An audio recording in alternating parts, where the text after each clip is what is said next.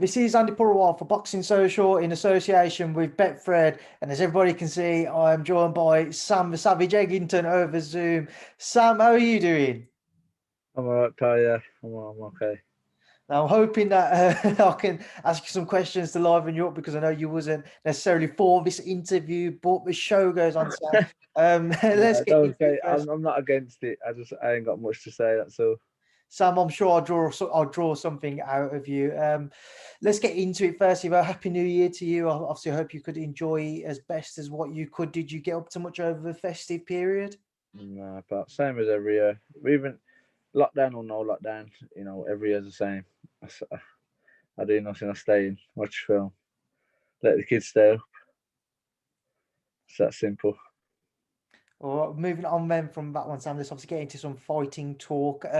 We haven't had a chance to catch up since your victory over Ashley Fairfane back towards back end of last year. Just take me back to that, Sam. How would you assess your performance and what was just a comfortable night's work for you in the end? Yeah, I mean, don't get me wrong. It is what it was. What it was. It was it was tricky. I think it was definitely more tricky than I expected. Trying to hit him, with a quality shot to the head, it was difficult, honestly. But yeah, I just done what I had to do, really. We went in there, we got a job done, and we went home. Um, it was trickier than I thought, but past that, yeah, it was in and out, really. By Ashley's own admission, Sam, and he said to me before the fight, he wasn't necessarily concerned about winning. Never really thought he would win. He was just going there because he wanted that final hurrah in terms of a UK fight. His homecoming because he hadn't fought on UK shores for so many years. Uh, with that kind of knowledge, whether you knew it beforehand or you found out after, what? How does that kind of affect your take on your win? Knowing somebody hasn't gone in there effectively thinking they're going to win. It doesn't bother me, mate. Like I said to you before, I train the same whether I'm at the top of the bill or the bottom of the bill. Whether you come to, have an all-out war or you come to roll over, my training has been done. We got the W, and that's all that matters. As like every camp, you're trying to learn and you're trying to add something. So no camp's a waste, no matter what an opponent turns up. And I think so. No matter what happened, we had the camp. It benefited me, and we got a win at the end of it. Reflecting on 2020, Sam, a difficult year for everybody, but just with regards to your own career, you had that loss to Ted, the win over Ashley. Kind of how would you reflect on it? Um, I don't think it was great, if I'm honest. I got two fights in though, so I gotta. I'm lucky, in that sense. I got two good fights in both televised. But yeah, I still think that I got a bad decision on the first one. But I'm gonna say that, I suppose.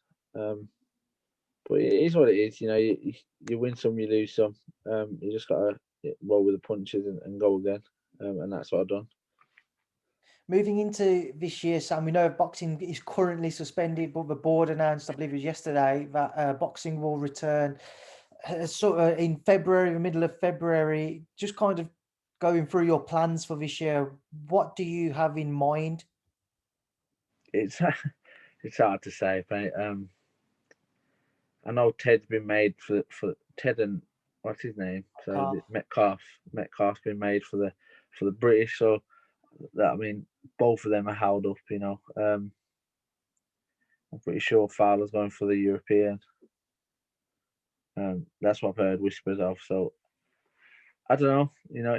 It's hard to say. You don't know who's about, what's going on from one month to the next. This COVID thing. Come February, it might say, we can't box anyway. With what's going on. So just have to wait and see. I mean, you can't plan anything in a year like this. I don't think. So we'll wait and see. We'll just have to wait and see. I mean, I generally ain't got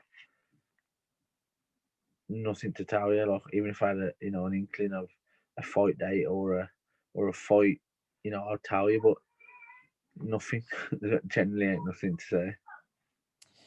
With the Cheeseman fight, I know we've spoken about it on numerous occasions since your fight with him back at Fight Camp, Sam. But do you believe that you will have that rematch at some point? I doubt it. I mean, I don't see it personally. Um, I just don't see it. I don't see why. He has no reason except for a bit of, I don't know. He has no reason to rematch me except for his pride. Most people say, oh, most people say that even one fight it was a draw. And the only reason that he would fight me again is to sort that out, and that'd be pride. Other than that, he's got no reason to turn around and say, "Oh, well, I'll fight Sam again." There's no reason for him to do that. He's managed for the British now, and I'm pretty sure he'll fight for it. He'll definitely take that fight for the British. Um, so I can't see it. If he loses, for the British, maybe he'll say, "Oh, do you know what? I'll fight Sam again," because he probably won't have anywhere to go. But until then, I can't see it. And if he loses for the British, what's the point of me fighting him again? Um, but I don't know. I don't know about it. I ain't had a phone call about that fight since the day we fought the last time, so I can't see it. Sam, what do you make of his pending bout with JJ Metcalf for that vacant British title? I think it's a good fight. I've done a bit of sparring with JJ Metcalf before his last fight was called off. Uh, I think it's a good fight.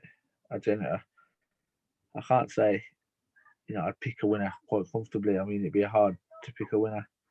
Um, but again, I don't know. It's a good fight for the British. I generally think it's a fight worth watching. Without a doubt. Who do you see coming out on top of it? Hard to say. I mean, when I was sparring JJ, I mean, I was only, he was only doing 6. I think we got 8 rounds out once. So, um, he seemed like a fit kid. He probably could have went 12 quite comfortably most times. We know Ted's done 12 rounds a few times. They're both quite. I mean, JJ is definitely the stronger kid. Physically, just generally stronger. He doesn't have to try to throw a hard punch or be physically strong. He's just a thick set, strong kid. So, I think he's got the upper hand in that sense. But Ted's a good boxer. He caught me some sharp shots, and you only have to watch a few of his fights back to see he has nice combinations and they flow quite nice. So it's a 50-50. It's a good fight. It's a good fight. Sam, but by your own admission as well, you haven't had the luck that other fighters may have had in some of those close decision losses you've suffered in your career. And you said to me last year at one stage, you questioned kind of whether you belonged in the sport or not because of it, and you questioned whether you'd continue. Moving into this year now, fresh year, and with the rest of your career, what do you feel you can achieve? What's your kind of your overall goal? Again, like I say, it's all about opportunities. Give me the right opportunity, and I take them. We've saw that before. It's just you know, a lot of the things with the bad decision is that they put you so far back. Do you know what I mean? Like, I generally, winning and losing a fight, it's not great, but I can live with that. Like when you've lost, you've lost. It's just that simple. But when it knocks you so far back in the rankings, your belts get took off you, so you lose your world rankings in that governing body and so on and so forth. So pushing you so far back. So it's just about having that opportunity to put you back up there. And until you get the opportunity to put you back where you think you're meant to be, I can't really say. I'm not going to get any title shots here.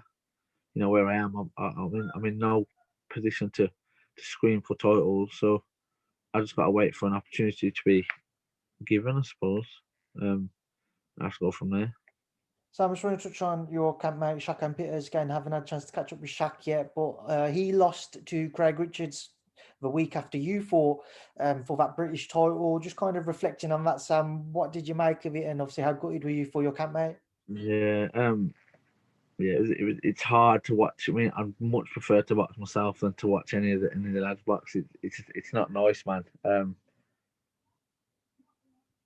I can't say much about it really. Shaq, it didn't work out for him on the night.